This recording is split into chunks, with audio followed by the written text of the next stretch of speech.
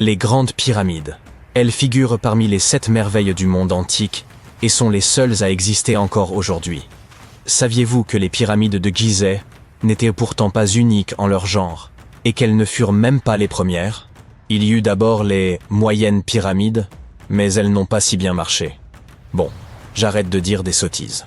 Pour en revenir à notre histoire, dans l'Égypte ancienne, on croyait que les rois étaient choisis par les dieux pour servir sur terre en tant que médiateurs. Dans l'au-delà, ils étaient censés devenir eux-mêmes des dieux. Le complexe pyramidal fut donc construit pour que le roi dispose de tout ce dont il pourrait avoir besoin dans l'au-delà. Il y avait la pyramide, un palais et des temples. Le tombeau du roi, dans la pyramide, était rempli de tout le nécessaire, des meubles, de la nourriture et des objets d'or. En fait, la première pyramide a été construite 80 ans avant la première pyramide de Gizeh. Au total, il y en avait une centaine. Certaines ne furent pas achevées, car la construction prenait du temps, et tous les pharaons ne vivaient pas assez longtemps pour voir la fin des travaux. Parlons maintenant de la construction elle-même. La plus grande des pyramides de Gizeh est aussi haute qu'un immeuble de 40 étages. Comment diable ont-ils réussi à construire une structure aussi massive il y a 5000 ans, bien avant l'apparition des machines et autres équipements? Nous allons voir ça. Le pharaon Khéops est monté sur le trône vers 2575 avant notre ère, et son architecte a commencé la construction de la plus ancienne et de la plus grande des pyramides de Gizeh. Il a calculé qu'il faudrait utiliser plus de 2 millions de blocs de calcaire pour construire la pyramide, chacun pesant environ 2,5 tonnes, soit à peu près le poids d'un rhinocéros. L'architecte voulait terminer la construction en 20 ans. Pour y parvenir, une pierre devait être transportée et placée toutes les 4 minutes, 24 heures sur 24, 7 jours sur 7 et 365 jours par an, sauf les années bissextiles. Il est donc évident qu'il fallut beaucoup d'ouvriers pour réaliser ce projet. Beaucoup pensent que ce sont des esclaves qui ont travaillé sur le chantier de la pyramide, mais ce n'est pas vrai. Des ouvriers sont venus de toute l'Égypte pour contribuer au chantier, soit environ 25 000 personnes. Les Égyptiens effectuaient toutes sortes de travaux, du travail manuel à la fabrication d'outils en passant par le travail administratif. Ils travaillaient tous environ 10 heures par jour, étaient logés et bien nourris, et menaient globalement une vie plus confortable que celle qu'un Égyptien moyen pouvait s'offrir à l'époque. On suppose qu'ils vivaient dans une ville provisoire située non loin et qu'ils formaient une communauté organisée dirigée par un chef puissant. Les pyramides semblent avoir été conçues pour s'aligner sur les points cardinaux et leurs côtés symbolisent les rayons du soleil. Mais à l'époque, il n'y avait pas de boussole. Les anciens Égyptiens calculaient eux-mêmes les directions, et ce avec une précision étonnante. Pour aligner les pyramides, ils utilisèrent 2 constellations. Le chantier était situé sur la rive ouest du Nil. Cela avait également une signification symbolique. Le soleil se couche à l'ouest, et la vie devait nécessairement en faire autant. La deuxième pyramide de Gizeh fut construite pour le fils de Khéops, le pharaon Khéphren. Elle est un peu plus petite, mais c'est elle qui abrite la célèbre statue du Sphinx sans nez. Bien sûr, à l'origine, il avait un nez.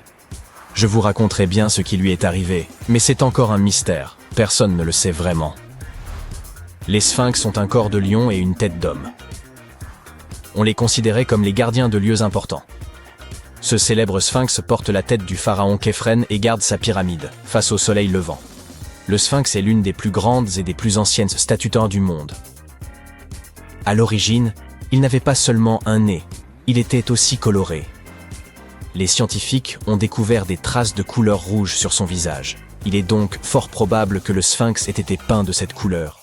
Il y a également des traces de jaune et de bleu sur son corps, une statue plutôt sympa. Jusqu'en 1800 environ, le sphinx était enterré jusqu'aux épaules, mais un aventurier accompagné d'une équipe de 160 hommes le déterra. Mais revenons à notre chantier. Les ouvriers avaient bien sûr besoin de blocs de pierre. Il y avait 2 endroits principaux où l'on pouvait s'en procurer. L'un d'eux se trouvait à proximité du site. Mais cette pierre jaune, tapissée de fossiles, ne convenait que pour l'intérieur de la pyramide. Les blocs de calcaire destinés à l'extérieur furent transportés sur 13 km grâce à des traîneaux de 2,5 mètres de long. Apparemment, il n'était pas trop difficile de les tirer. On mêlait de l'eau à la bonne quantité de sable, et ça glissait bien. 10 personnes suffisaient pour tirer un traîneau transportant une grosse pierre. Étonnamment, couper des blocs de calcaire n'était pas le plus difficile. Dans le sol, le calcaire est mou et peut être fendu assez facilement. Mais après avoir été exposé à l'air, il durcit. Le plus difficile fut donc de façonner tous ces blocs. Cette étape était cruciale, car la moindre imprécision pouvait entraîner l'effondrement de toute la pyramide.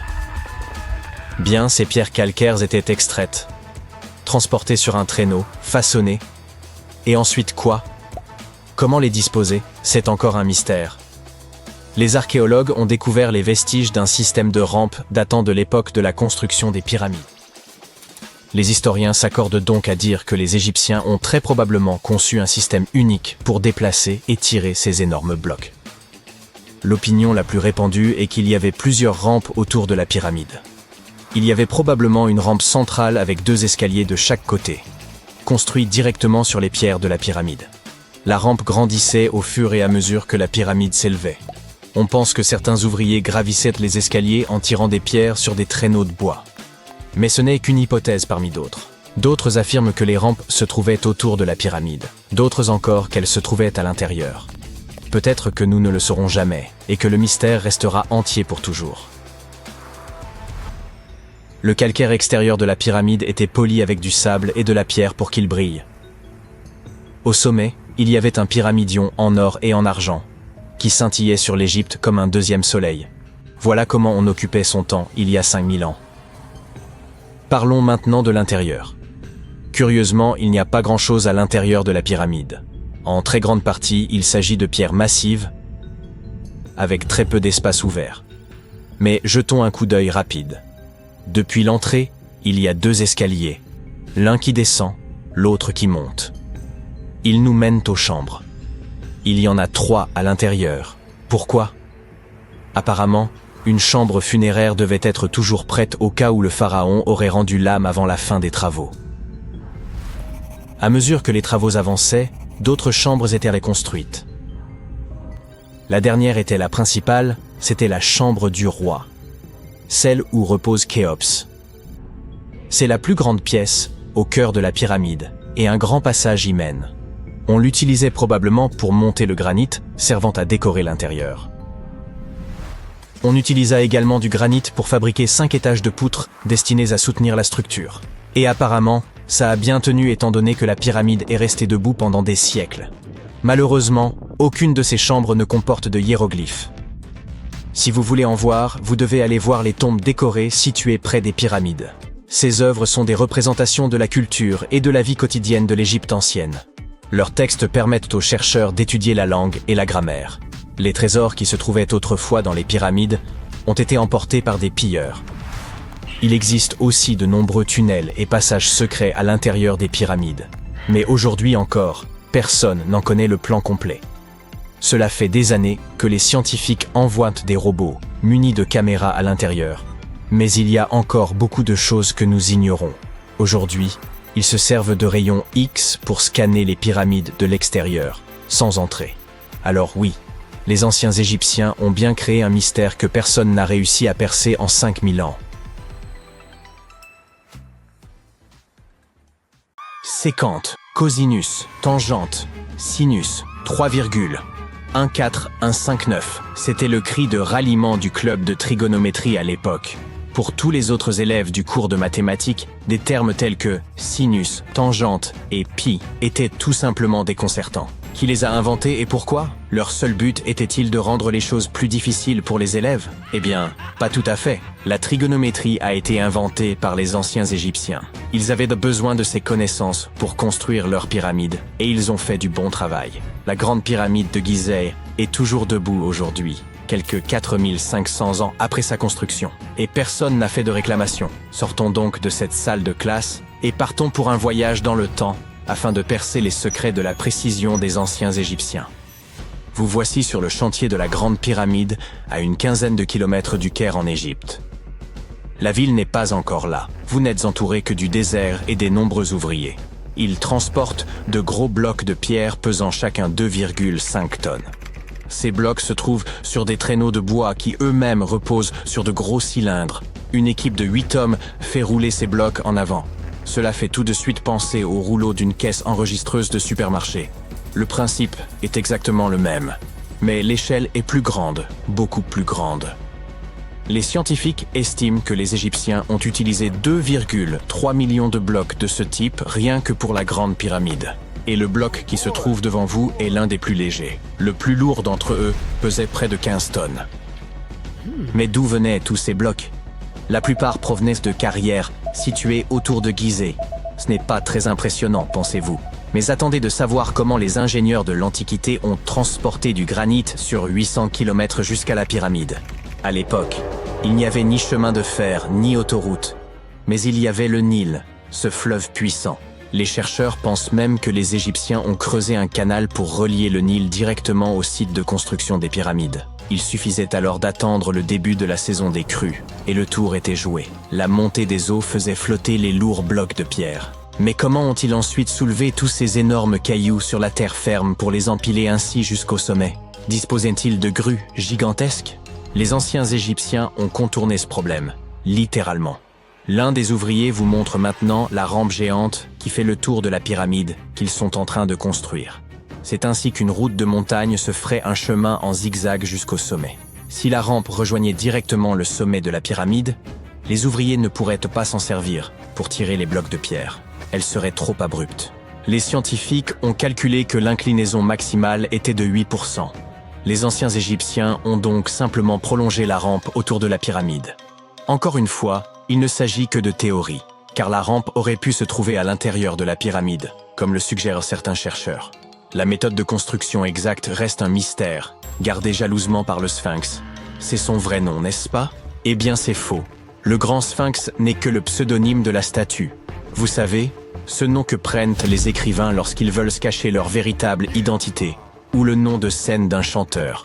Le véritable nom du Sphinx, traduit de l'égyptien, signifie Horus à l'horizon. C'était le nom de la divinité égyptienne du ciel. Le mystère ne s'arrête pas là. Un homme passe devant vous avec un seau de peinture. Il va ajouter une touche de couleur au grand Sphinx. Les chercheurs ont trouvé des taches de cette couleur rouge à côté de son oreille. Il s'agit d'une peinture très résistante, qui a tenu pendant des milliers d'années. Vous vous tenez maintenant en face du Sphinx. Vous levez les yeux. Il est très grand, n'est-ce pas? 20 mètres, pour être précis. Résistez à l'envie de prendre un selfie. Allez, vous pouvez le faire. Vous remarquez maintenant autre chose. On dirait que le Sphinx se trouve au centre d'un triangle géant. C'est l'un des côtés de la grande pyramide. Et non, vos yeux ne vous jouent pas des tours. Le Sphinx se trouve vraiment au centre de la face latérale de la pyramide. C'est ici que les mathématiques entrent en jeu. Une pyramide a 4 faces, appelées faces latérales. Il y a aussi une 5e face, la base, mais elle n'est pas visible. C'est, vous l'avez deviné, la face cachée. Le Sphinx a un dernier mystère à révéler, son âge. Les scientifiques s'accordent à dire que c'est le pharaon Képhren qui l'a construit. Il a régné après son père qui avait construit la grande pyramide, toute proche. Les deux structures ont donc été achevées à la même époque. Mais revenons à nos jolis nombres. Vous avez entendu parler de Cléopâtre, cette princesse égyptienne dont on dit qu'elle était d'une grande beauté? Elle a vu les pyramides, mais elle vivait plus près de l'époque du premier iPhone que de celle des bâtisseurs de pyramides. Fascinant, non? Vous pouvez voir des milliers de personnes autour de vous. Ils travaillent dur pour construire le tombeau du pharaon. Mais combien sont-ils exactement? Un philosophe grec a estimé qu'il y avait jusqu'à 100 000 ouvriers. Ce chiffre semble acceptable pour une structure aussi gigantesque, mais il ne peut pas être correct. La science ne peut tout simplement pas confirmer ce chiffre. Les égyptologues estiment le nombre total d'ouvriers à 30 000. Et oui, Indiana Jones était l'un d'entre eux, du moins sur le grand écran, mais il est arrivé en retard. Les égyptologues en savent beaucoup sur les pyramides, mais ils ne savent pas tout. Non pas parce qu'ils ne veulent pas savoir, mais parce qu'ils n'ont pas encore recueilli suffisamment de preuves. Ils ne peuvent que supputer le processus de construction. D'abord, les ingénieurs arrivaient pour choisir le bon endroit et prendre les mesures nécessaires. C'est pour cela qu'ils avaient besoin de toutes ces mathématiques compliquées. Ensuite, il fallait s'approvisionner en matériaux, les gros blocs de pierre dont j'ai parlé plus haut. Les bateaux les livraient à l'emplacement de la future pyramide, et les ouvriers pouvaient enfin s'atteler à la tâche. Ils travaillaient en petits groupes, mais ils étaient au moins 2000 à ciseler et à sculpter à tout moment. Cela ressemble à un chantier d'aujourd'hui? C'est très similaire, mais ça se passe il y a des milliers d'années.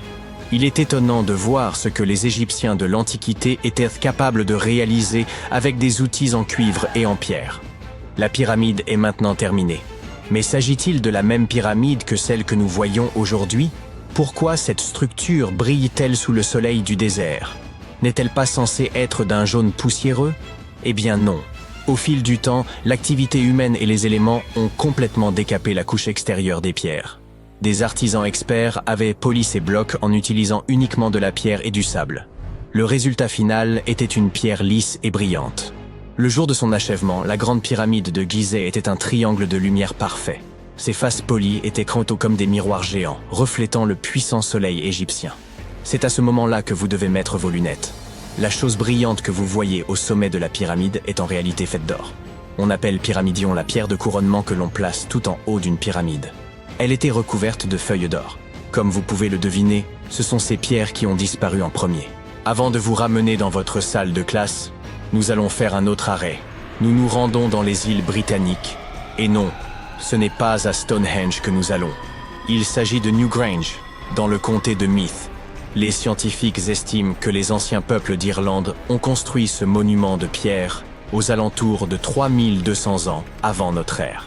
Il est donc plus ancien que Stonehenge et que la grande pyramide de Gizeh.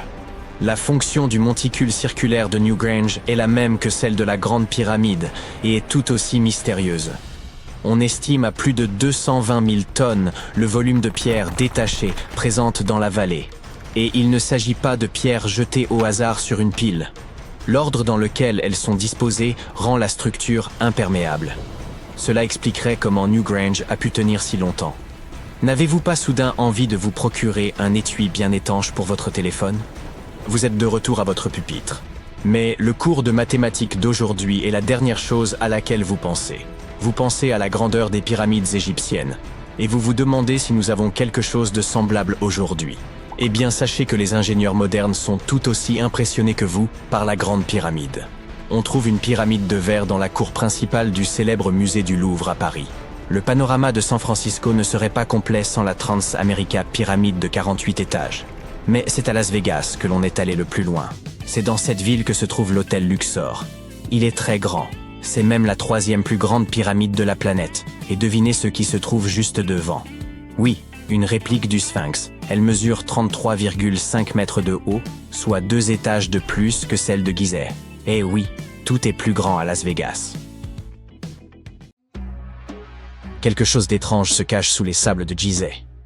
Et les scientifiques n'ont aucune idée de ce que c'est. Des archéologues viennent de découvrir une structure cachée près de la Grande Pyramide, à l'aide d'une technologie avancée de reconnaissance souterraine. Que contient-elle? Personne ne le sait. Mais les fouilles ont déjà commencé. La Grande Pyramide de Gizeh est l'un des monuments les plus célèbres au monde. Mais elle n'est pas seule. Elle est entourée d'une ancienne nécropole, un immense cimetière royal rempli de tombes et de monuments. Ils appartiennent à des pharaons, à des nobles et à d'autres hauts dignitaires. La plupart de ces tombes se trouvent au-dessus du sol. Elles portent le nom de mastabas.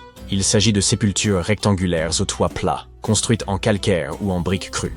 Elles font l'objet d'études depuis des décennies. Cependant, grâce à de vieux films, nous savons qu'il ne s'agit pas de simples tombeaux. Ils abritent de profonds puits verticaux menant à des chambres funéraires souterraines, où le passé a été scellé pour l'éternité. Récemment, des archéologues ont découvert un étrange espace, vide dans le cimetière. Une parcelle de terrain totalement inexplorée.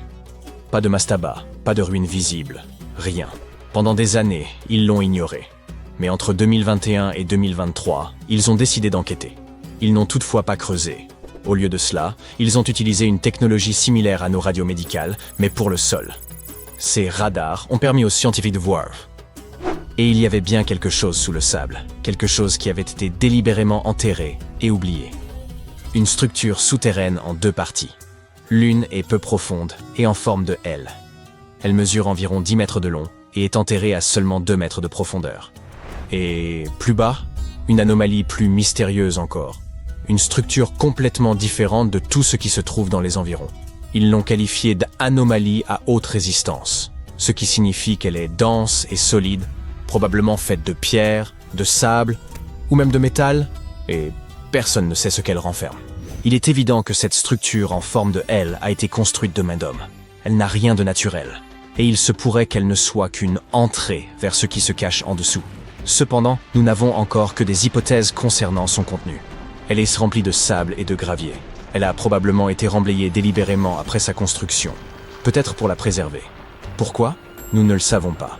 L'équipe archéologique devra procéder à des fouilles pour comprendre exactement ce qu'était cette structure et pourquoi elle a été construite. La première hypothèse est qu'il s'agit d'une chambre funéraire perdue. De nombreuses tombes à Gizeh ont des sites funéraires souterrains, mais la plupart présentent des marqueurs clairs à la surface. Celle-ci, pour une raison quelconque, n'en a aucun. Mais il se peut, tout de même, qu'il s'agisse bien de cela. La deuxième hypothèse est qu'il s'agit d'une ancienne chapelle funéraire. Les égyptologues savent que certaines chapelles furent construites de cette manière. Mais on les construisait généralement au-dessus du sol, non pas au-dessous, comme celle-ci. Enfin, il pourrait s'agir de quelque chose que nous n'avons jamais vu auparavant. Si cette structure s'avère être d'un type nouveau, cela pourrait bouleverser nos connaissances sur les sépultures des pharaons. La seule façon d'en être certain est de continuer les fouilles. Et c'est exactement ce que font les archéologues sur ce site. Leur travail a déjà bien avancé. Ils sont pressés de découvrir la vérité. Cependant, il existe un réel danger. Les structures anciennes et fragiles de Gizeh doivent être manipulées avec précaution. Sinon, elles pourraient être endommagées de manière irréversible. Nous devons donc être patients. Ces tombes ont toujours recelé des mystères fascinants. Malheureusement, à cause des pilleurs. Beaucoup de choses nous ont échappé jusqu'à présent. On construisait ces tombes dans le but de préserver les corps pour l'éternité. Mais cela n'a pas empêché les pilleurs de s'y introduire pour y dérober tout ce qui avait de la valeur. Ils s'en prennent à ces sites antiques depuis des milliers d'années, depuis l'époque des pharaons eux-mêmes. La plupart des tombes les plus célèbres, notamment celles de Gizeh, de Saqqara et de la vallée des rois, ont été pillées. C'était une pratique courante dans l'Égypte antique. Et les pilleurs prenaient cette activité très au sérieux. Ils creusaient des tunnels secrets pour contourner les pièges et les murs. Ils soudoyaient ou menaçaient les ouvriers travaillant dans les tombes pour obtenir des informations. Ils ouvraient les sarcophages pour s'emparer de l'or, des bijoux et des objets anciens. Et lorsque les archéologues modernes ont découvert ces tombes, elles avaient déjà été entièrement pillées. Les pharaons au pouvoir se sont vite lassés de ces actes de vandalisme. La vallée des rois, célèbre cimetière de la royauté égyptienne, était censée être la zone la plus sécurisée. Les tombes y étaient construites profondément sous terre, cachées dans les airs. Les passages étaient scellés par d'énormes blocs de pierre. De fausses portes et des pièges étaient ajoutés pour dérouter les voleurs. Des malédictions étaient même inscrites sur les murs, promettant un destin tragique à quiconque oserait profaner la tombe. C'est de là que viennent toutes ces histoires terrifiantes sur les momies. Vous l'aurez deviné. Rien de tout cela n'a fonctionné. La plupart des tombes de la vallée des rois furent entièrement pillées moins de 100 ans après leur construction. Même la tombe du roi Toutankhamon, l'une des plus célèbres de l'histoire, fut profanée à 2 reprises dans l'Antiquité. Certains décidèrent de riposter. Les souverains du Nouvel Empire construisirent des tombes cachées et anonymes afin d'empêcher les pilleurs de les trouver. Cela ne fonctionna pas. Certains pharaons, comme Ramsès II, furent secrètement déplacés afin qu'on ne puisse pas déranger son sommeil éternel. Cela n'a eu aucun effet. Les pilleurs de tombes ont toujours triomphé. En effet, il ne s'agissait pas de simples voleurs, mais d'individus habiles, organisés et bien informés. Ils savaient exactement où chercher. Beaucoup d'entre eux avaient participé à la construction de ces sites et savaient où se trouvaient les entrées. S'ils ne pouvaient pas enfoncer les portes, ils creusaient à travers les murs, les sols ou même les plafonds pour pénétrer à l'intérieur. Ils travaillaient rapidement, souvent dans les années qui suivaient la fermeture des tombes, avant que tout le monde oublie où se trouvaient les objets de valeur. La pyramide de Khéops, située à côté de cette structure récemment découverte, a été pillée bien avant l'époque moderne. La seule chose qui restait à l'intérieur lorsque les explorateurs sont arrivés, un coffre en granit vide là où se trouvait autrefois le sarcophage. Malheureusement, il ne s'agit pas seulement d'or. C'est l'histoire elle-même qui disparaissait à chacun de ces raids. Les Égyptiens de l'Antiquité consignaient par écrit et en détail ce qu'ils enterraient et où ils le faisaient. Ainsi, lorsque les archéologues comparent ces listes avec ce qu'ils trouvent, ils peuvent voir ce qui manque, c'est-à-dire souvent tout ce qui a de la valeur. La plupart des artefacts ne finissent pas dans les musées, mais disparaissent dans des collections privées où ils ne peuvent plus jamais être étudiés. Ce qui est bien sûr tout à fait injuste. En fait, quelques pays en ont eu assez et ont commencé à promulguer des lois afin de récupérer les pièces historiques auprès des collectionneurs privés. En Italie, si vous possédez une pièce antique romaine, Vous devez prouver que vous l'avez obtenu légalement. La Chine recherche elle aussi activement les pièces volées et doit trouver des moyens de les récupérer auprès des collectionneurs occidentaux.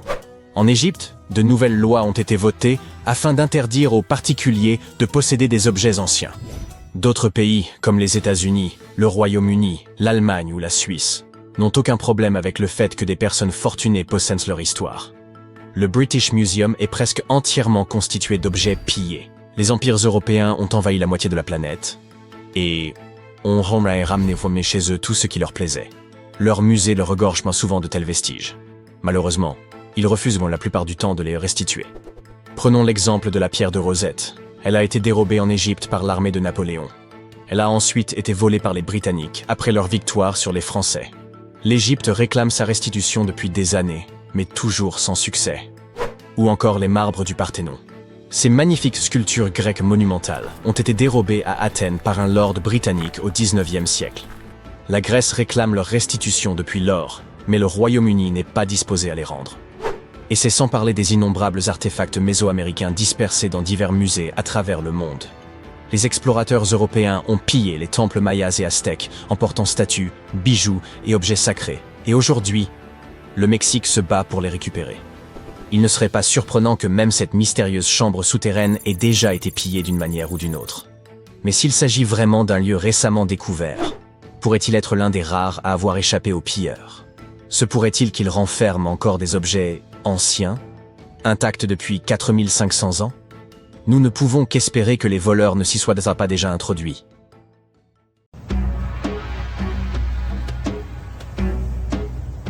Ce n'est pas le décor de Dune, mais une véritable cité désertique située au Niger.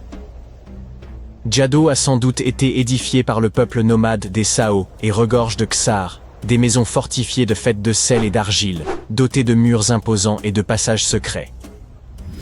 Perchée au cœur du désert, elle constituait autrefois une étape essentielle pour les caravanes transsahariennes, mais elle essaie désormais un repère pour les contrebandiers et les bandits. L'accès y est interdit depuis 2002 en raison de sa dangerosité. Et l'origine des Ksar demeure nimbée de mystères. Aucune étude archéologique n'a été menée, laissant de nombreuses questions sans réponse. Même aujourd'hui, les sables changeants révèlent et dissimulent des parties de ces anciennes ruines, alimentant les spéculations sur ce qui pourrait encore être caché sous le désert. En parlant de structures enfouies, les chercheurs ont été stupéfaits par la découverte de tubes de lave en Arabie Saoudite. Ces passages souterrains se forment lorsque la lave en fusion refroidit.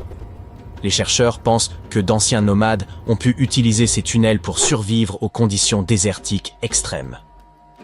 Lors de leur excavation, les archéologues ont mis au jour des artefacts, des peintures rupestres et des restes squelettiques. L'art et les ossements d'animaux suggèrent que les personnes ayant utilisé ces tunnels étaient probablement des bergers.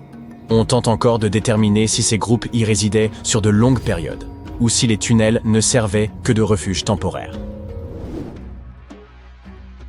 La pyramide de Khéops se dresse depuis des millénaires, mais elle continue de receler des secrets.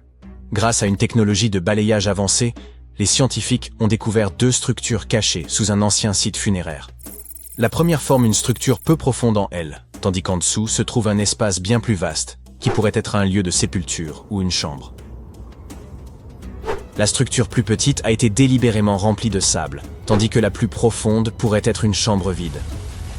On estime que les 2 sont reliés, peut-être par un passage menant à une chambre secrète. Cette découverte est d'importance capitale, car elle pourrait nous offrir de nouvelles perspectives sur les bâtisseurs des pyramides et leurs motivations.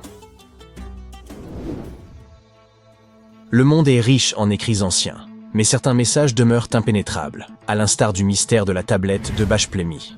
Cette pierre énigmatique, extraite d'un lac en Géorgie, est recouverte de symboles que personne n'arrive à déchiffrer. Malgré les progrès technologiques, les experts restent totalement déconcertés. Cette tablette, de la taille d'un livre, comporte 60 symboles gravés avec soin sur sa surface. Mais 39 d'entre eux ne correspondent à aucune langue connue. Certains de ces symboles ressemblent à ceux des civilisations anciennes du Moyen-Orient, de l'Inde et de l'Égypte, mais aucun n'est parfaitement identique. Pour compliquer davantage les choses, une partie de la tablette est brisée, laissant un fragment irrémédiablement perdu. Pour exclure toute supercherie, les scientifiques ont minutieusement examiné la tablette. Ils ont confirmé qu'elle était constituée de basalte vacuolaire, une roche locale d'une grande dureté. Quiconque a sculpté ces symboles devait posséder une grande expertise. Sur la base de découvertes archéologiques similaires, les spécialistes estiment que la tablette pourrait dater de la fin de l'âge du bronze ou du début de l'âge du fer. Certains symboles se répètent, ce qui pourrait indiquer qu'ils représentent des chiffres. Il se pourrait qu'il s'agisse d'un inventaire, d'un registre de bataille ou même d'une offrande aux dieux. Tant que le code n'aura pas été décrypté, la tablette de Bach-Plémy restera un mystère insondable des profondeurs de l'histoire. Les experts sont toujours déconcertés par la signification de ce disque minoen. Le disque de Phaistos est l'une des découvertes les plus mystérieuses de la civilisation minoenne. Cet objet en argile de 15 cm, découvert en 1908, comporte des marques en spirale étranges que personne n'a encore complètement décodées. Le disque comporte 240 et un symbole des deux côtés, représentant tout, des humains et des animaux aux outils et aux plantes. On a proposé de nombreuses théories sur la signification de ces symboles. Certains pensent qu'il pourrait s'agir d'une forme archaïque de grec, d'autres y voient une prière ou un hymne, et certains croient même que cela pourrait être une lettre d'un roi d'Anatolie adressée à un souverain grec. Voyons qui sera le premier à résoudre ce mystère. C'est toujours une journée palpitante pour un archéologue lorsqu'il découvre quelque chose d'aussi impressionnant qu'une tête en marbre vieille de 2000 ans. Une mission archéologique française a entrepris des fouilles dans une vieille maison médiévale proche d'Alexandrie, en Égypte, et a mis au jour la tête d'une statue représentant un vieil homme, probablement malade. Cette statue date de la dernière dynastie égyptienne avant l'annexion de l'Égypte par l'Empire romain, et le site de sa découverte est lié à des figures historiques comme Cléopâtre et Marc-Antoine. Pour les archéologues, même les plus petites trouvailles sur ce site revêtent une grande importance. Vous avez sûrement entendu parler de Lucie, l'Australopithèque, un ancêtre précoce des humains? Eh bien, des scientifiques ont retrouvé des empreintes de son espèce quelque part en Tanzanie. Les empreintes de l'étolie, comme on les appelle, ont plus de 3 millions d'années. La piste s'étire sur 27 mètres et comprend environ 70 empreintes, laissées par un groupe d'humains primitifs ayant traversé des cendres volcaniques humides. Ce qui est fascinant, c'est que ces premiers humains marchaient déjà sur 2 pieds, comme nous, sans être courbés comme des singes. L'espacement rapproché des empreintes montre qu'ils avaient probablement des jambes et une foulée plus courte que la nôtre aujourd'hui. Dans un ancien temple égyptien, des archéologues ont découvert un sanctuaire d'apparence banale. Un lieu dédié aux faucons et à 2 divinités. L'une d'elles avait une tête de faucon, tandis que l'autre portait une couronne ornée d'un disque solaire et des cornes de vache. Mais la découverte la plus intrigante était une inscription qui disait « Il est inapproprié de faire bouillir une tête ici ». Au centre du sanctuaire, 15 faucons sans tête étaient soigneusement disposés sur un piédestal, probablement en offrande à la divinité analogue. Une théorie avance que les oiseaux ont d'abord été bouillis, peut-être pour retirer leurs plumes, avant d'être placés dans le sanctuaire, conformément à la règle étrange gravée dans la pierre. Les archéologues ont également retrouvé à proximité un harpon en fer de 33 cm. Sa fonction exacte reste inconnue, bien que le sanctuaire contienne également des restes de poissons, de mammifères et d'œufs d'oiseaux, ce qui suggère que les rituels incluaient peut-être des festins. Et parlant de l'Égypte antique, voici Hathor.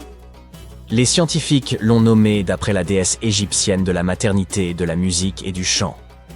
Cette statue en bois, exposée au Metropolitan Museum of Art de New York, était vue comme un simple objet décoratif jusqu'à ce qu'un secret surprenant soit révélé. En utilisant une machine à rayons X, les experts ont découvert un mécanisme à l'intérieur, avec des poulies et des axes reliant son épaule à sa jambe gauche. Lorsqu'il est activé, le système permet à sa main de monter et de descendre. Une véritable prouesse d'ingénierie vieille de plus de 3000 ans. Cette statue a été façonnée durant le Moyen Empire égyptien, vers 1800 avant notre ère, et est souvent comparée aux automates du 19e siècle, en raison de sa conception avancée. Il est probable que la statue ait été utilisée lors de cérémonies religieuses, symbolisant le rôle d'Hathor dans les arts. Les traits d'Hathor sont finement peints et accentués de feuilles d'or, ce qui laisse à penser que les Égyptiens possédaient une compréhension précoce de l'automatisation et de l'ingénierie mécanique. La fonction de la statue pourrait être liée à des rituels dans les temples où la musique et la danse occupèrent une place centrale dans les cultes. Une découverte inattendue a eu lieu dans le nord du Koweït, où une équipe polono-koweïtienne a déterré une statue mystérieuse vieille de 7500 ans. Cette statue présente un crâne allongé, sans bouche, des yeux étroits et un nez aplati. Elle est qualifiée de figurine ophidienne, nommée d'après le grec pour serpent, et elle aurait été fabriquée par la culture obéide, une civilisation réputée pour son savoir-faire en poterie. Bien que le rôle exact de cette étrange statue reste inconnu, il est possible qu'elle ait été liée à des rituels ou à des pratiques symboliques. Certains scientifiques estiment que ces figurines, retrouvées dans des maisons ou des lieux de sépulture, étaient associées à des croyances culturelles importantes. Comme nous ne pouvions pas aborder les mystères irrésolus de ce monde sans mentionner ces crânes allongés. Dans le désert péruvien, des chercheurs ont mis au jour 5 squelettes anciens, dont 2 présentaient des crânes allongés de façon artificielle. Bien que la déformation crânienne ait été courante dans diverses cultures, ces crânes échappent à toute explication. Les légendes locales évoquent les gentils, une mystérieuse race bannie sous terre par les dieux. Certains affirment que ces crânes représenteraient cette race. D'autres pensent qu'il s'agit d'une anomalie génétique. Théorie confirmée par la découverte d'un crâne de nourrisson, bien trop grand pour avoir été modifié artificiellement. D'intrigantes bulles de plasma semblent flotter autour des pyramides de Gizeh. Bien que cela puisse paraître étrange, clarifions immédiatement une chose. Il n'y a rien ici de surnaturel ni d'extraterrestre. Les bulles de plasma représentent des anomalies atmosphériques qui prennent naissance dans une couche spécifique de l'atmosphère terrestre appelée ionosphère.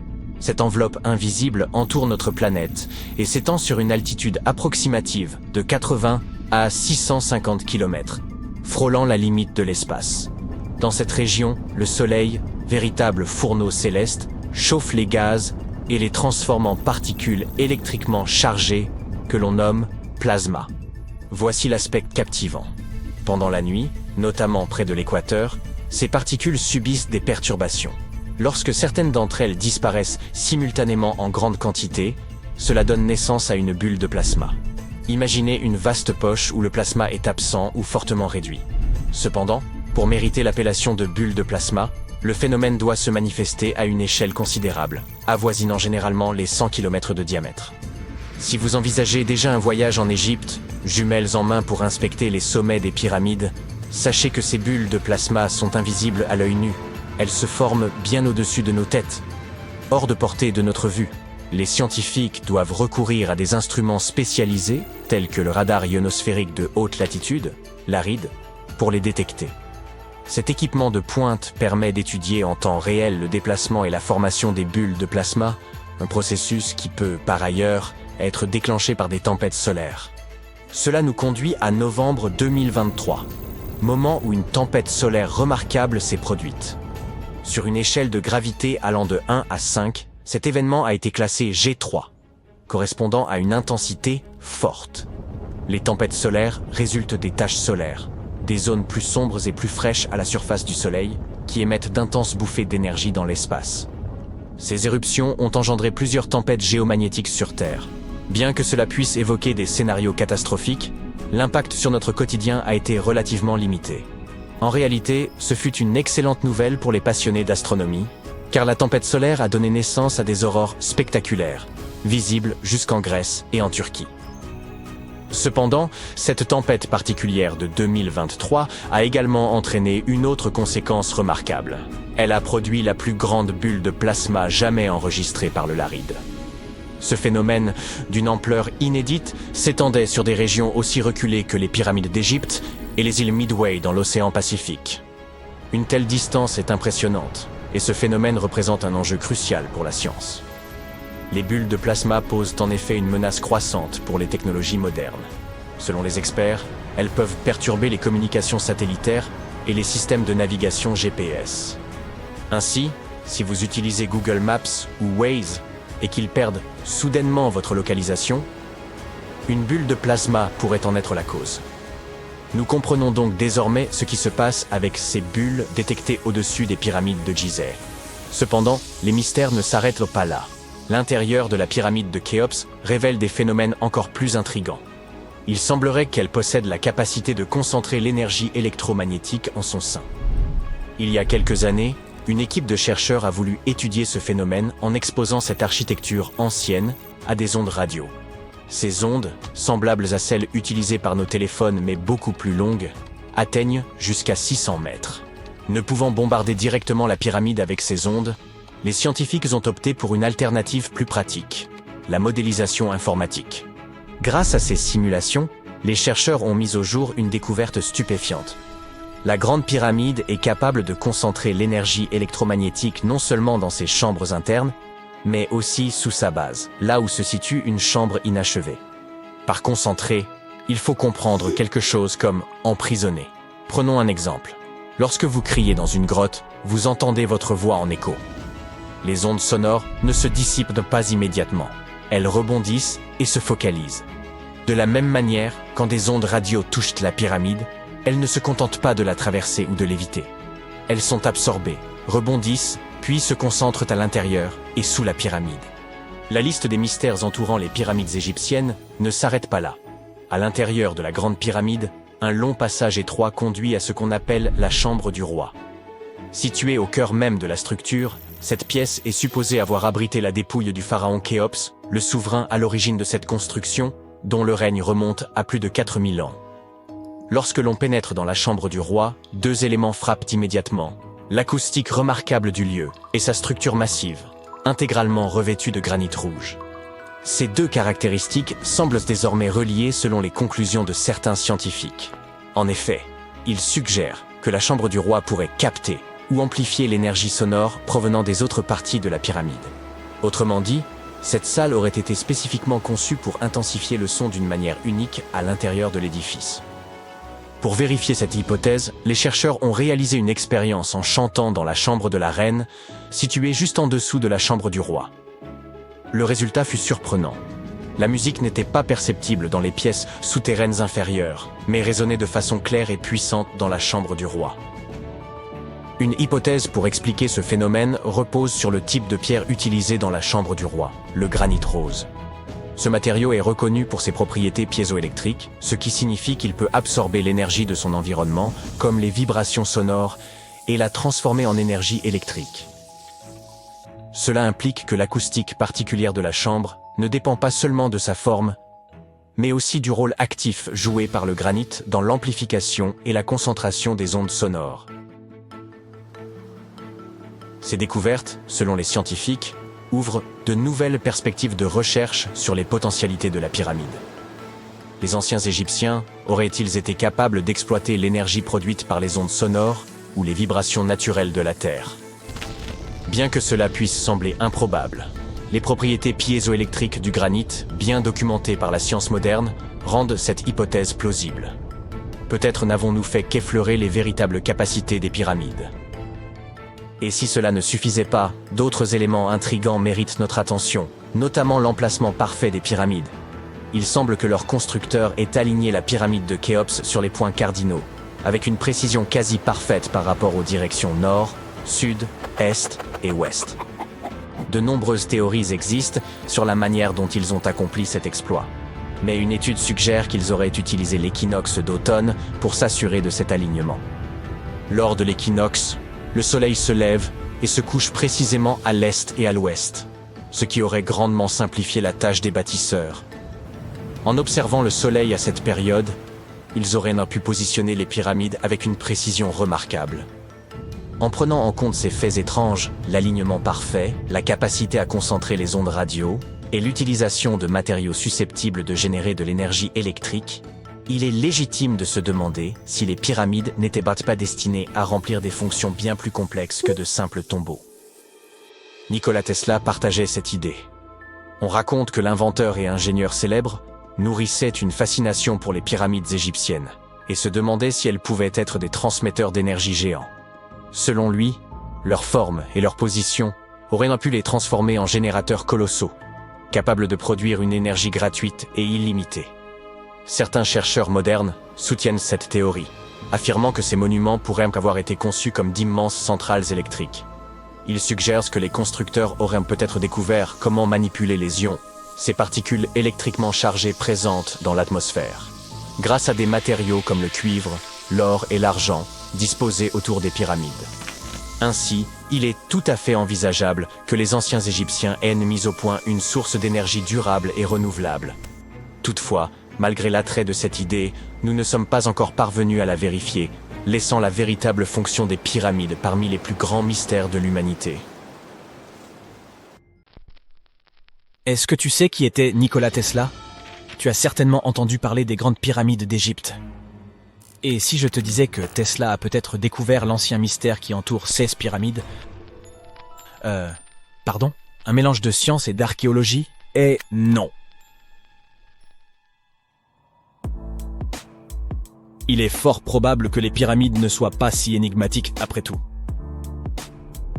Mais tout d'abord, voici ce que nous savons sur les pyramides. Qu'ont-elles de si mystérieux? Ce ne sont que de vieux monuments bizarres, n'est-ce pas? L'une des plus grandes questions concerne leur construction. Certains pensent qu'elles furent bâties à la force du poignet et à la sueur du front, d'autres qu'une source d'énergie inconnue de l'homme moderne fut utilisée pour les ériger. Et si des extraterrestres nous avaient aidés? Probablement pas. Mais cette idée d'une mystérieuse énergie employée à l'édification des pyramides existe depuis très longtemps. Même dans les textes anciens, comme les textes des pyramides, il est dit « Les dieux nous ont donné de quoi construire une grande puissance. Il se peut donc que quelque chose d'incroyablement puissant ait participé à cette prouesse architecturale. Qui sait ?» Au début des années 1900, Tesla commença à s'intéresser aux grandes pyramides d'Égypte. Il lut de nombreux ouvrages sur ces antiques structures et fut époustouflé par la quantité d'énergie qu'elles semblaient dégager.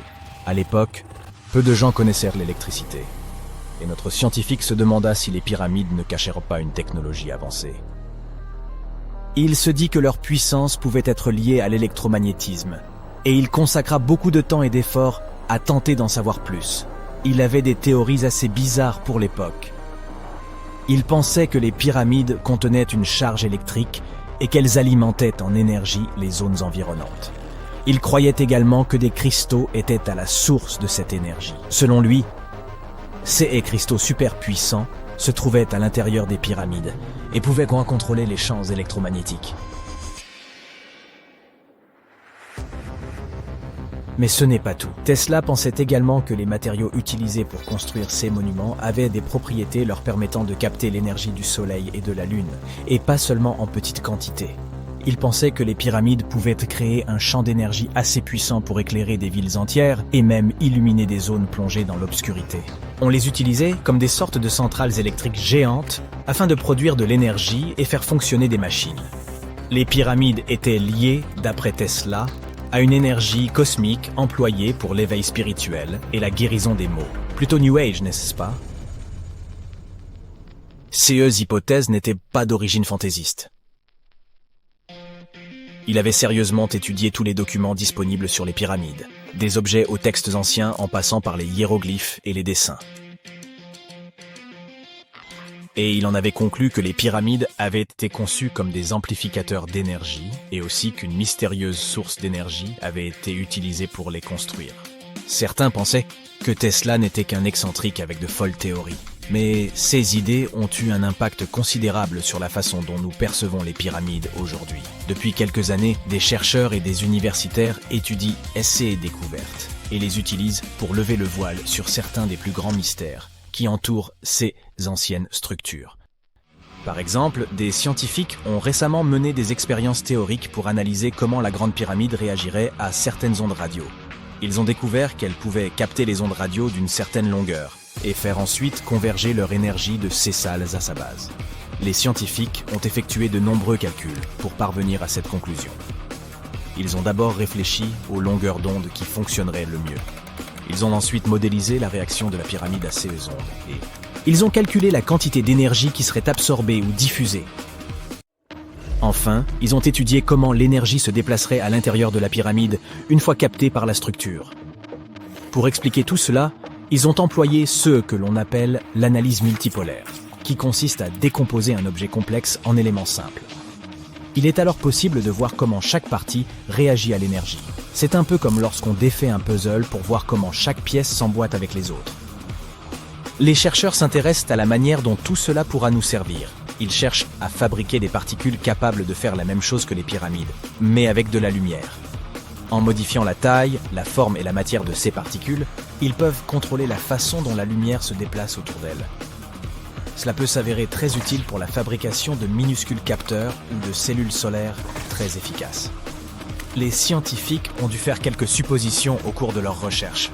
Ils ont imaginé qu'il n'y avait pas d'espace caché à l'intérieur des pyramides et que les matériaux utilisés pour les construire étaient tous identiques.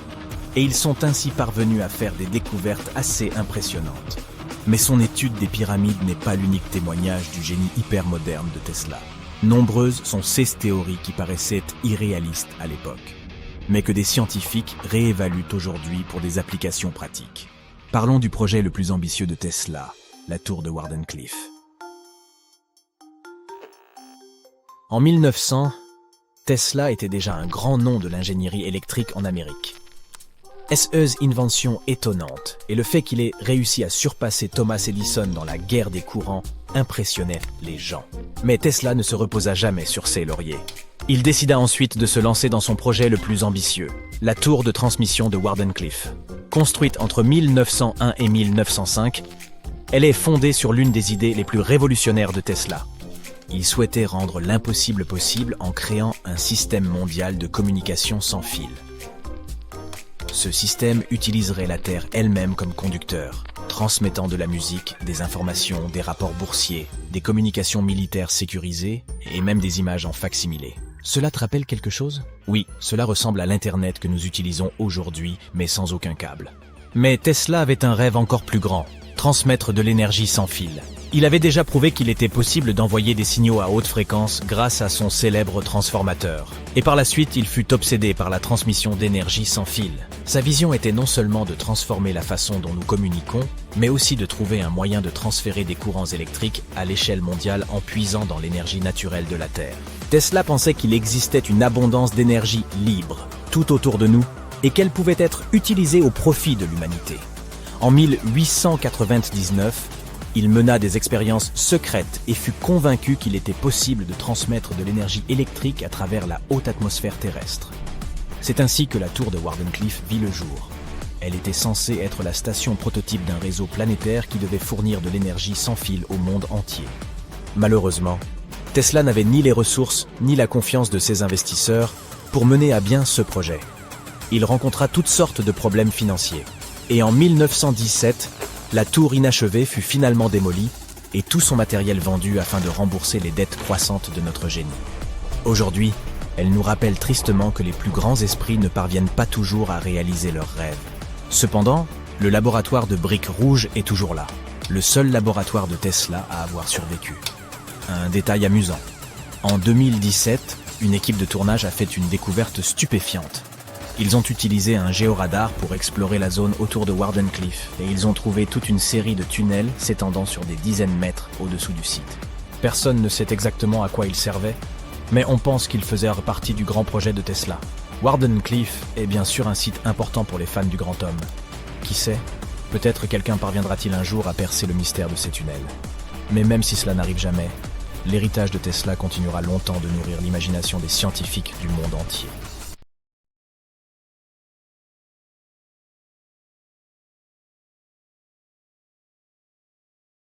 Séquente, cosinus, tangente, sinus, 3,14159. C'était le cri de ralliement du club de trigonométrie à l'époque. Pour tous les autres élèves du cours de mathématiques, des termes tels que sinus, tangente et pi étaient tout simplement déconcertants. Qui les a inventés et pourquoi? Leur seul but était-il de rendre les choses plus difficiles pour les élèves? Eh bien, pas tout à fait. La trigonométrie a été inventée par les anciens Égyptiens. Ils avaient besoin de ces connaissances pour construire leurs pyramides, et ils ont fait du bon travail. La grande pyramide de Gizeh est toujours debout aujourd'hui, quelques 4500 ans après sa construction. Et personne n'a fait de réclamation. Sortons donc de cette salle de classe et partons pour un voyage dans le temps, afin de percer les secrets de la précision des anciens Égyptiens. Vous voici sur le chantier de la Grande Pyramide, à une quinzaine de kilomètres du Caire en Égypte. La ville n'est pas encore là. Vous n'êtes entouré que du désert et des nombreux ouvriers. Ils transportent de gros blocs de pierre pesant chacun 2,5 tonnes. Ces blocs se trouvent sur des traîneaux de bois qui eux-mêmes reposent sur de gros cylindres. Une équipe de 8 hommes fait rouler ces blocs en avant. Cela fait tout de suite penser au rouleau d'une caisse enregistreuse de supermarché. Le principe est exactement le même, mais l'échelle est plus grande, beaucoup plus grande. Les scientifiques estiment que les Égyptiens ont utilisé 2,3 millions de blocs de ce type rien que pour la Grande Pyramide. Et le bloc qui se trouve devant vous est l'un des plus légers. Le plus lourd d'entre eux pesait près de 15 tonnes. Mais d'où venaient tous ces blocs? La plupart provenaient de carrières situées autour de Gizeh. Ce n'est pas très impressionnant, pensez-vous. Mais attendez de savoir comment les ingénieurs de l'Antiquité ont transporté du granit sur 800 km jusqu'à la pyramide.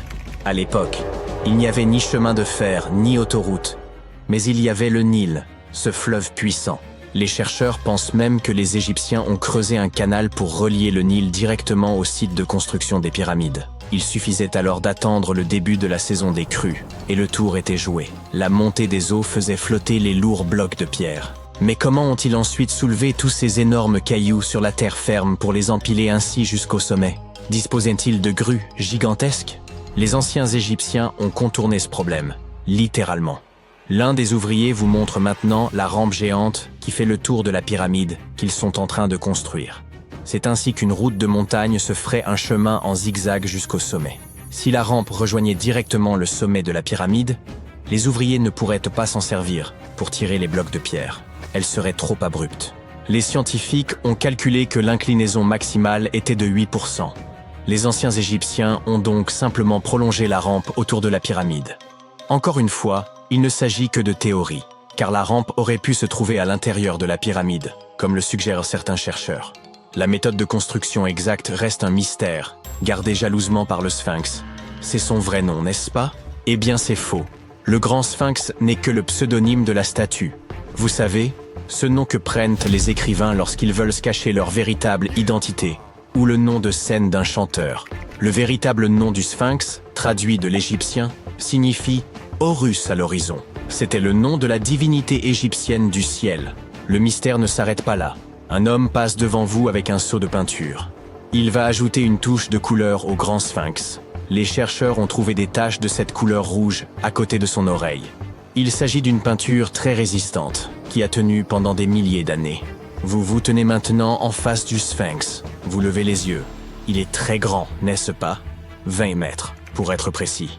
Résistez à l'envie de prendre un selfie. Allez, vous pouvez le faire. Vous remarquez maintenant autre chose. On dirait que le Sphinx se trouve au centre d'un triangle géant. C'est l'un des côtés de la Grande Pyramide. Et non, vos yeux ne vous jouent pas des tours. Le Sphinx se trouve vraiment au centre de la face latérale de la pyramide. C'est ici que les mathématiques entrent en jeu. Une pyramide a 4 faces, appelées faces latérales.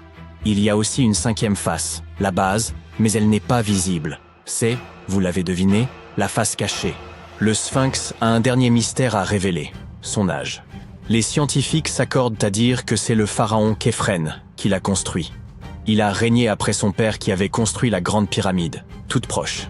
Les deux structures ont donc été achevées à la même époque. Mais revenons à nos jolis nombres.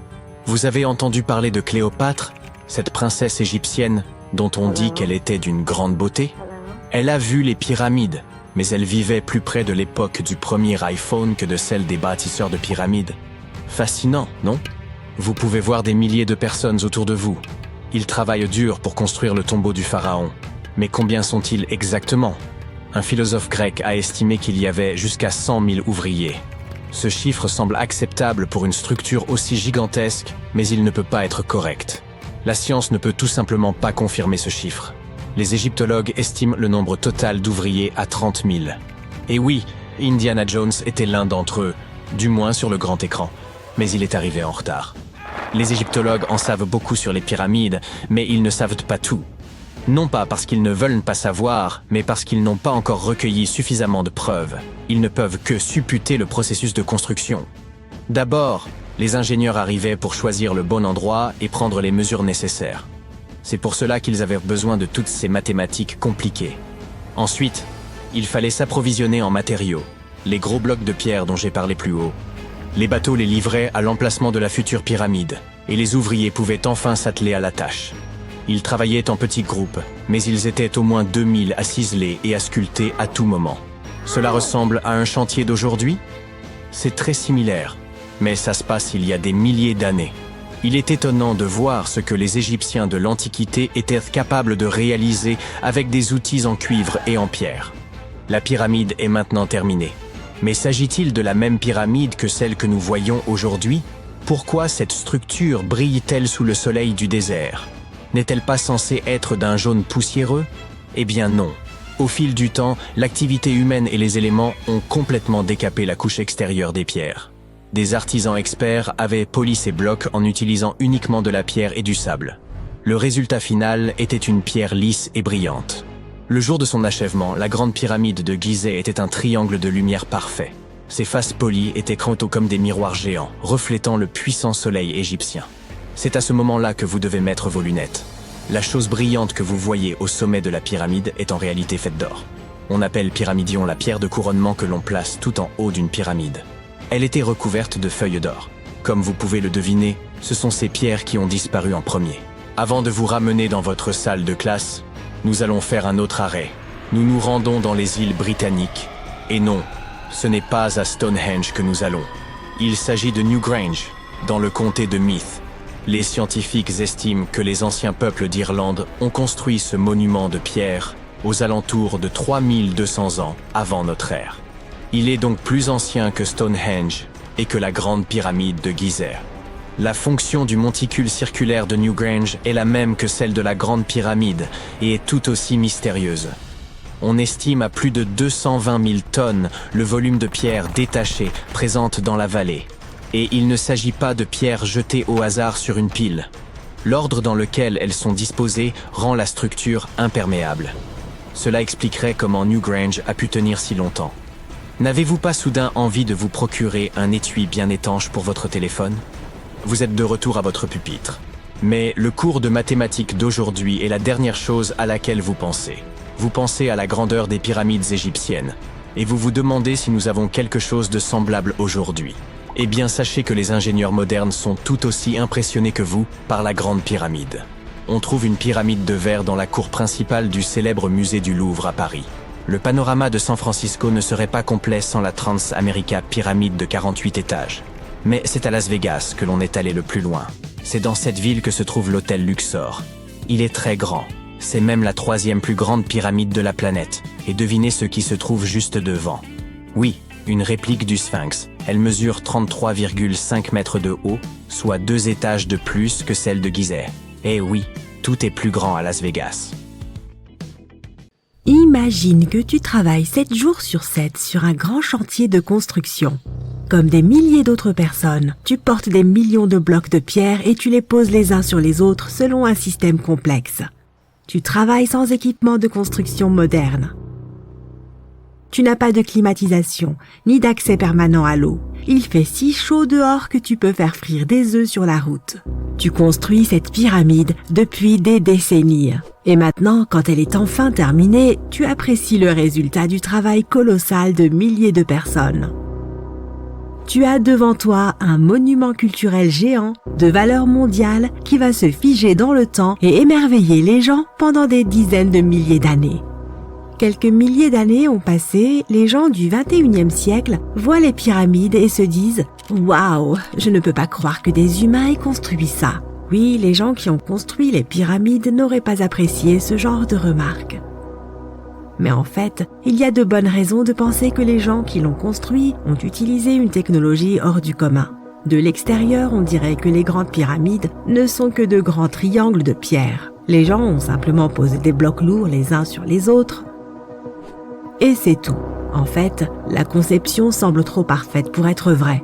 La pyramide est constituée de plus de 2 millions de blocs. Ils sont si proches les uns des autres et si réguliers qu'on ne pourrait même pas glisser une fine feuille de papier entre eux. Incroyable! Les scientifiques ne connaissent toujours pas la technologie exacte utilisée pour construire les pyramides égyptiennes. L'une des plus grandes et des plus célèbres est la grande pyramide de Gizeh. Cette énorme construction connue dans le monde entier a un grand secret. Il devait y avoir une pierre de couronnement au sommet de la pyramide. C'est un bloc de pierre de forme triangulaire, une petite pyramide au sommet d'une énorme. La chose est aussi connue sous le nom de pyramidion. Les bâtisseurs de l'Égypte ancienne l'ont fabriquée en granit et en calcaire et l'ont recouverte d'or. Aucun document ou dessin ancien ne permet de prouver qu'il y avait un pyramidion au sommet de la grande pyramide de Gizeh. Mais il existe une autre structure égyptienne ancienne dans ce type de triangle, la pyramide rouge. Elle a été construite avant la grande pyramide et sa pierre de couronnement a survécu jusqu'à ce jour. Les archéologues l'ont trouvée et reconstruite. Mais alors, où pourrait se trouver la pierre de couronnement de la grande pyramide? C'est un mystère qui n'a toujours pas de réponse. Certains sont persuadés que des voleurs l'ont dérobée au sommet. Peut-être ont-ils simplement grimpé et poussé le pyramidion jusqu'en bas. C'est tout à fait logique. La pierre angulaire était probablement l'élément le plus précieux de la pyramide. De nombreux scientifiques et archéologues ne connaissent toujours pas sa fonction exacte. Certains pensent que ce sommet recouvert d'or glorifiait les pharaons. La nuit, la pierre de couronnement reflétait la lumière de la lune et illuminait tout l'espace qui l'entourait. Pendant la journée, cette pierre reflétait la lumière du soleil avec sa surface brillante. On pouvait la voir de loin. Le sommet de la pyramide était une sorte d'étoile guide pour les voyageurs perdus. Tous les autres blocs de pierre de la pyramide sont constitués de calcaire. Les gens les polissaient pour les faire briller. Dans le passé, ils étaient même très brillants et reflétaient la lumière. On aurait pu voir des pyramides lumineuses depuis l'espace, même si elles ressemblaient à de toutes petites lumières. Au fil des milliers d'années, les vents, les tempêtes de sable et les pluies ont modifié l'apparence des pyramides. Si les gens avaient pris soin d'elles pendant tout ce temps, elles auraient ressemblé à quelque chose sorti des films de science-fiction ou bien aux pyramides de Las Vegas. Mais malheureusement, nous ne verrons jamais leur apparence d'origine. Certains archéologues et scientifiques pensent que la pierre de couronnement pouvait absorber l'énergie du soleil et la répartir uniformément dans la pyramide. Personne ne sait précisément pourquoi les Égyptiens avaient besoin de cette technologie. Il y a une théorie selon laquelle les pyramides sont d'anciens systèmes énergétiques. Les pharaons ont appliqué cette énergie pour utiliser des technologies uniques plus avancées que toutes les réalisations du XXIe siècle. Et la forme triangulaire des pyramides était idéale pour stimuler cette énergie électromagnétique. En théorie, le rayonnement solaire ou les forces électromagnétiques s'accumulent au sommet de la pyramide, remplissent les pièces intérieures, puis descendent le long des murs jusqu'à la base. Toute déformation de la surface pourrait empêcher le flux de se répandre. Ils ont donc dû créer une surface parfaitement lisse. C'est pourquoi ils ont installé les blocs de manière que personne ne puisse glisser une aiguille ou une lame de rasoir entre ceux-ci. Beaucoup de gens croient à cette théorie parce qu'ils ont construit les pyramides en calcaire. Ce matériau peut retenir l'énergie en son sein. Dans la partie intérieure, ils ont créé des dépôts de granit pour provoquer l'ionisation de l'air, c'est-à-dire pour créer une charge électrique. Ils ont également creusé des canaux sous la pyramide pour que l'eau puisse transmettre l'électricité. Et au sommet, ils ont placé une pierre de couronnement en or, le meilleur conducteur d'électricité. C'est ainsi que l'on obtient un grand générateur d'électricité. Différentes cultures ont utilisé des technologies similaires pour créer de l'électricité dans le monde entier. Mais ce ne sont que des théories. Si cela avait fonctionné, l'humanité aurait utilisé ces technologies aujourd'hui. On trouve des traces de l'industrie métallurgique, de la chimie, de l'ingénierie, de la physique, des mathématiques et de l'astronomie dans certains documents anciens. La plupart des scientifiques ne croient pas à toutes ces choses. Nous connaissons les étapes détaillées du développement de ces technologies dans différentes cultures. Au XXIe siècle, les scientifiques, les historiens et les anthropologues peuvent suivre l'évolution de tous les appareils modernes. Si les gens avaient créé certaines inventions technologiques dans les temps anciens, l'histoire du monde aurait été différente. Peut-être que toutes les réalisations de l'Antiquité auraient pu être effacées de la surface de la Terre par des cataclysmes mondiaux. Et cela peut nous arriver à nous aussi. Imagine seulement comment les gens retrouveraient un ordinateur portable dans 5000 ans. Ils ne comprendraient peut-être pas de quel type d'appareil il s'agit. Une autre merveille égyptienne entourée de mystères est la statue du Sphinx. Les Égyptiens l'ont taillée dans une seule pièce gigantesque de calcaire, il y a environ 4500 ans. Mais les scientifiques ne savent toujours pas la date exacte de sa construction ni qui l'a construite. Les Égyptiens ont peint le sphinx de différentes couleurs, de sorte que son aspect était beaucoup plus brillant et plus vif dans un passé lointain. Il brillait tout comme les grandes pyramides. Quoi qu'il en soit, le temps n'a pas seulement changé son apparence, mais aussi son nom. Au départ, les Égyptiens l'appelaient Ori Mekhet. Les Grecs l'ont rebaptisé Sphinx quelques centaines d'années après sa construction.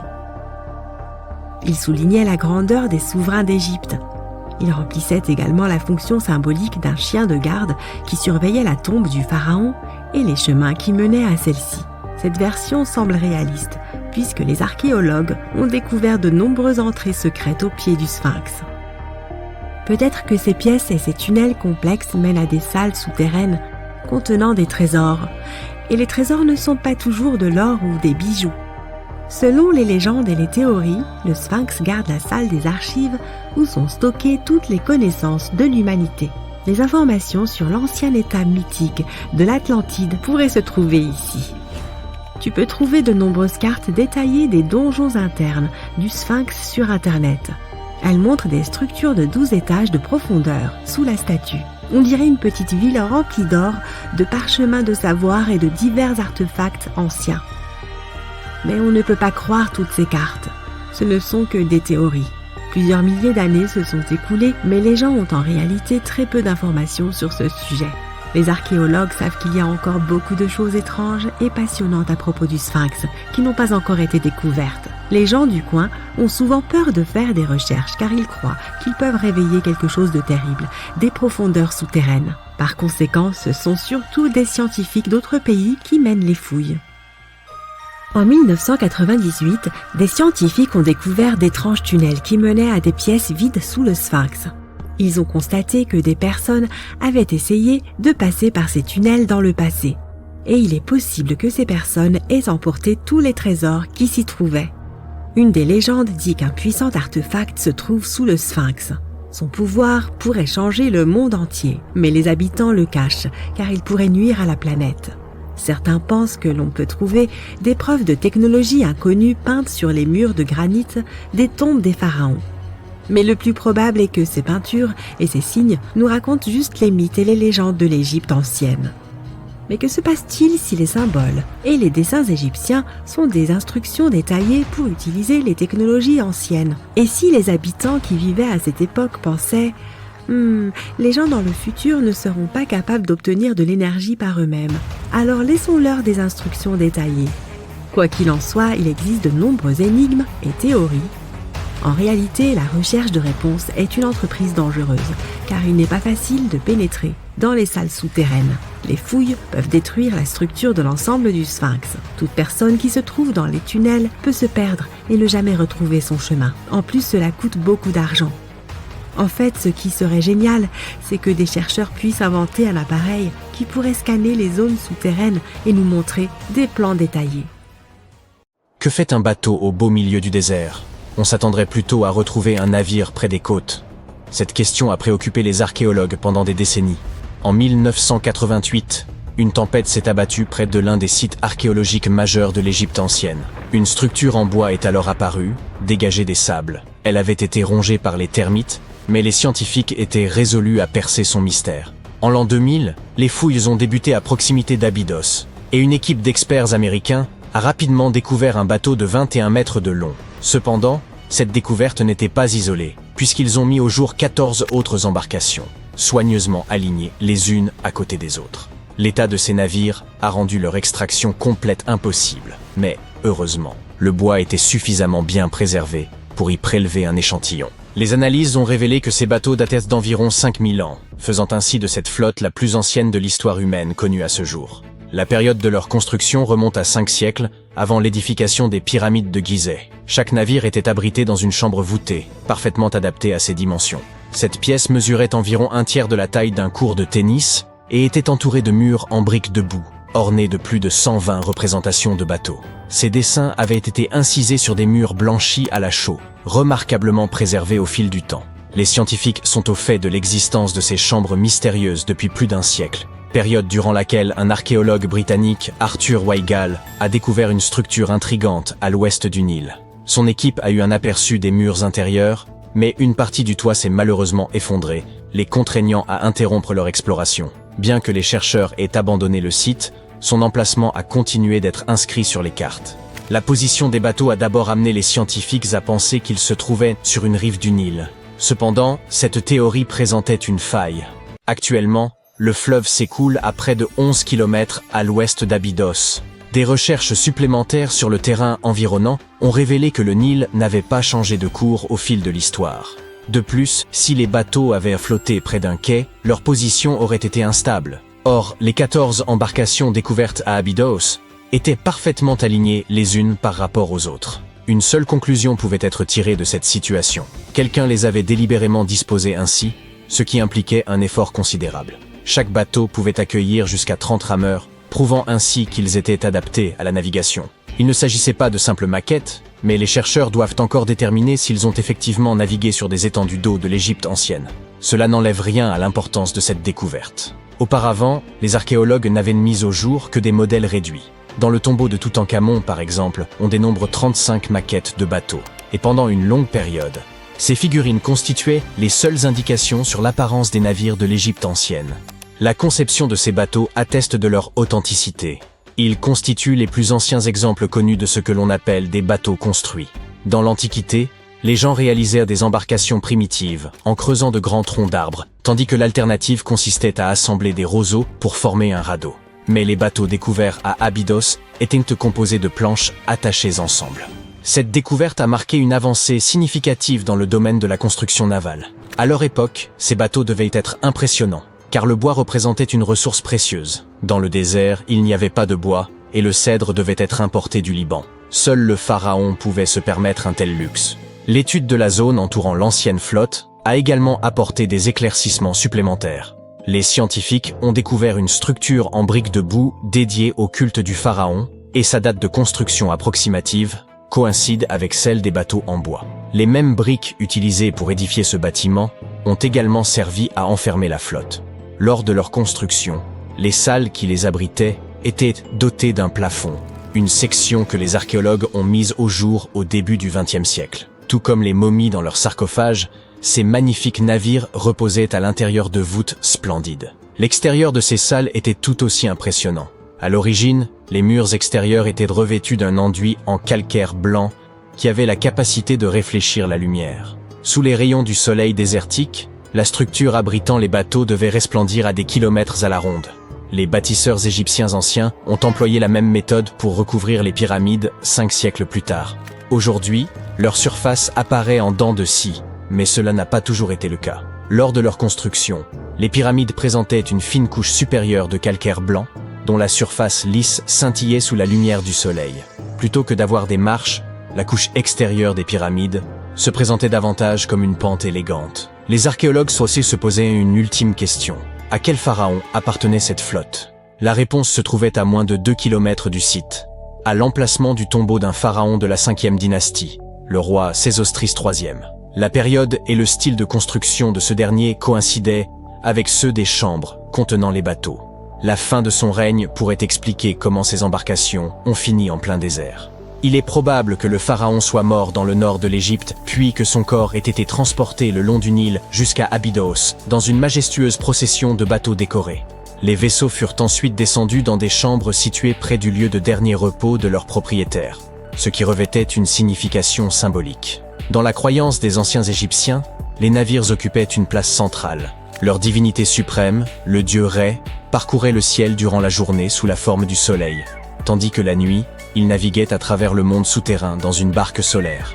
Le pharaon s'identifiait à Ré, ce qui expliquait son besoin d'embarcation dans l'au-delà. Elle représentait le seul moyen de se régénérer, tout comme le soleil se lève chaque jour à l'horizon. Cette croyance perdura pendant des millénaires. Un pharaon emblématique, Khéops, possédait également un navire, découvert par des scientifiques en 1954 à proximité de sa pyramide à Gizeh. Ce dernier est environ 4 siècles plus récent que la flotte d'Abydos, mais le bateau de Khéops était presque 2 fois plus long. La grande pyramide de Gizeh et le tombeau de Toutankhamon figurent parmi les découvertes archéologiques les plus célèbres d'Égypte. Pourtant, de nombreux secrets demeurent enfouis sous les sables infinis du Sahara. Récemment, en 2020, des archéologues ont mis au jour une ville perdue, qualifiée de plus importante découverte depuis celle du tombeau de Toutankhamon en 1922. La ville d'Aton, âgée d'environ 3000 ans, suscite l'espoir des historiens d'obtenir un aperçu de la vie quotidienne des anciens Égyptiens. L'archéologue et égyptologue renommé Zahi Hawass a décrit ce site comme une cité d'or oubliée. Aton se situe à environ 500 km au sud du Caire, la capitale égyptienne, et se trouve à proximité de la célèbre vallée des rois. Les archéologues ont d'abord découvert des sections de murs en briques de boue qui s'étendaient dans toutes les directions. Puis, ils ont mis au jour des pièces complètes contenant des outils du quotidien. L'équipe de fouilles a également révélé une boulangerie, un quartier résidentiel et un district administratif, tous datant de l'époque où la civilisation égyptienne était à son apogée. Ils ont également été les pionniers dans la fabrication d'objets en fer. En 1911, des scientifiques ont découvert un ensemble de perles en fer près du village d'El Gerzeh en Basse-Égypte. Ces perles représentent les plus anciens artefacts en fer connus à ce jour. Cette découverte est proprement fascinante, car les anciens les ont créées en martelant un morceau de météorite. Ces 9 perles faisaient autrefois partie d'un collier élaboré. Aujourd'hui, elles sont corrodées et noircies, ce qui est parfaitement normal pour un bijou datant de plus de 5000 ans. Composées d'un alliage de fer et de nickel, ces perles témoignent du savoir-faire exceptionnel des anciens bijoutiers. Leur habileté est d'autant plus remarquable qu'ils ignoraient l'origine stellaire du matériau utilisé. La pyramide de Khéops présente également une caractéristique remarquable. Un groupe de recherche international a analysé la réponse électromagnétique de la structure aux ondes radio et a découvert que la pyramide était capable de concentrer l'énergie électromagnétique en son sein. Ce phénomène se produit tant à l'intérieur de ses chambres qu'en dessous de sa base. Elle abrite également une chambre souterraine inachevée. Il semble que cette réponse électromagnétique soit liée aux propriétés du calcaire, le principal matériau utilisé dans la construction de la Grande Pyramide. Les résultats de cette recherche pourraient avoir des applications pratiques, notamment en vue d'améliorer le fonctionnement des cellules solaires et des nanocapteurs. Imaginez que vous ayez été choisi pour répondre à l'une des questions les plus importantes de l'histoire. Quelle a été la première civilisation sur Terre? La description du poste est simple, mais la tâche est extrêmement difficile. Vous devez déterrer la preuve de la première civilisation officielle du monde. Étaient-ce les Sumériens en ancienne Mésopotamie, ou étaient-ce les anciens Égyptiens répartis le long du Nil? Sans vouloir vous mettre la pression, l'histoire est littéralement entre vos mains. Bonne chance! Puisque vous ne pouvez pas remonter le temps et visiter l'ancienne Mésopotamie pour obtenir les réponses à vos questions, vous devrez rechercher dans les bases de données des musées afin d'obtenir quelques indices.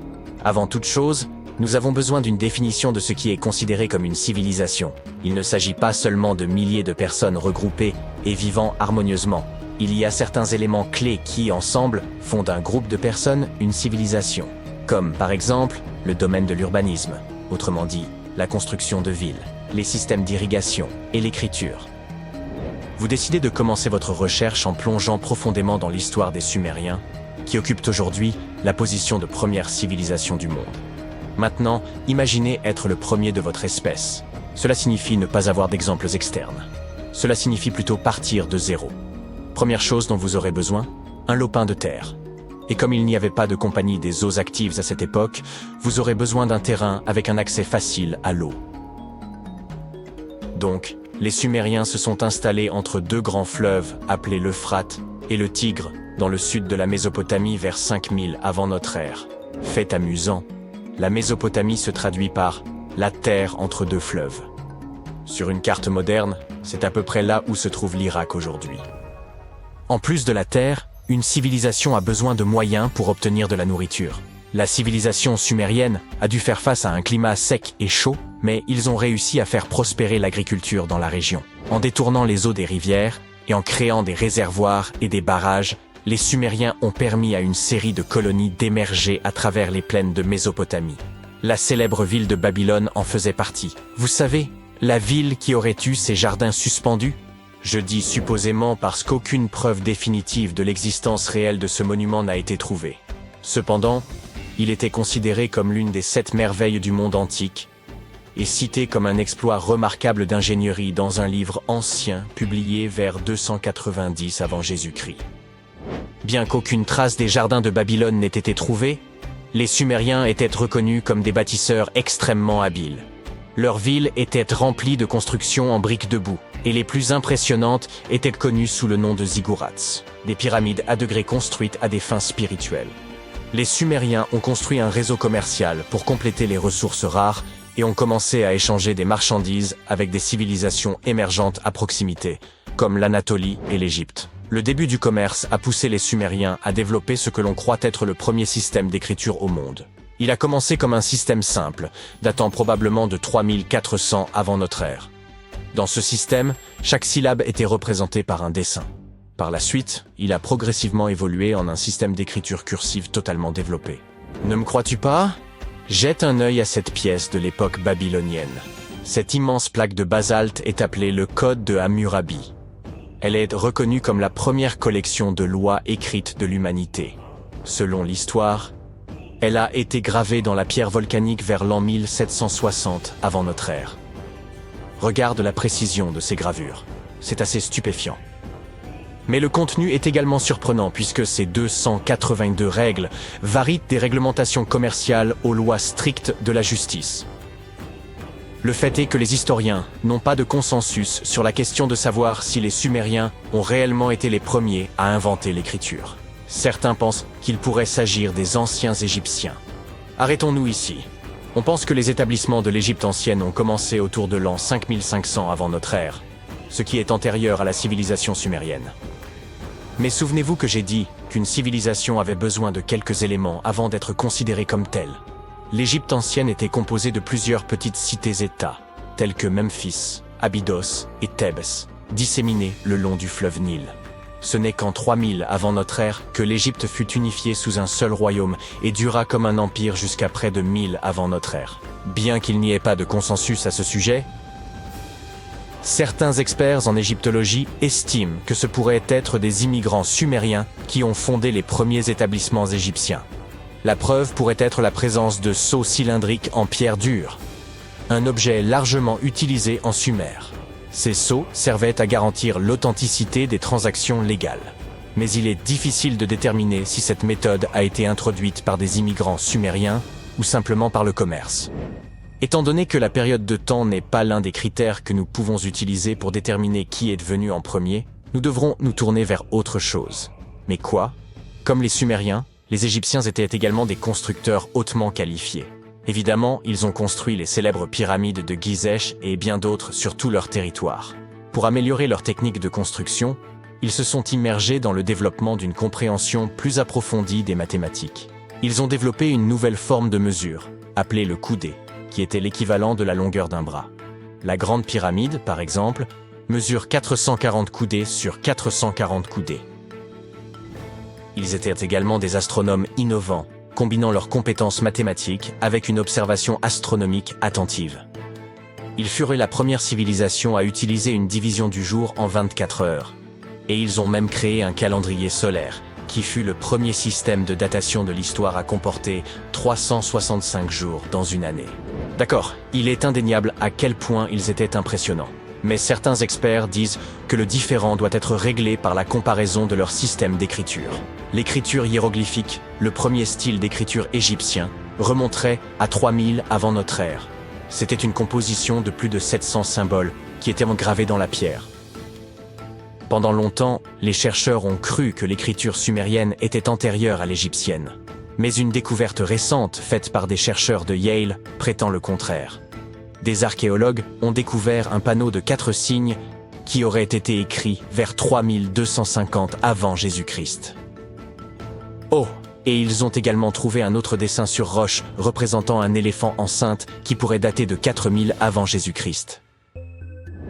Maintenant, il existe également une troisième possibilité que moins de gens semblent mentionner, la civilisation de la vallée de l'Indus, également connue sous le nom de l'Inde antique. Située autour de la région de l'actuel Pakistan et de l'Inde, la civilisation de la vallée de l'Indus est également un prétendant au titre de plus ancienne civilisation, en raison de l'origine historique incertaine de la collection de textes hindous, connue sous le nom des Upanishads. La civilisation de la vallée de l'Indus a prospéré autour de 3000 avant notre ère. Mais les archives montrent que les habitants de la vallée de l'Indus commerçaient avec les Mésopotamiens dès 3500 avant notre ère. Attendez une minute. Comment est-ce possible ? Non. Ils n'étaient pas des voyageurs temporels. Ce n'est pas un film de science-fiction. Il y avait déjà des établissements agricoles dans la région qui se développaient lentement en grandes villes telles que Harappa et Mohenjo-Daro. Les anciennes villes indiennes étaient sophistiquées, remplies de maisons en briques cuites, construites selon un système de grilles. Ces villes anciennes possédaient même des systèmes de drainage et d'égouts qui reliaient la plupart des maisons et utilisèrent la gravité pour évacuer les déchets hors de la ville. Elles étaient vraiment avancées.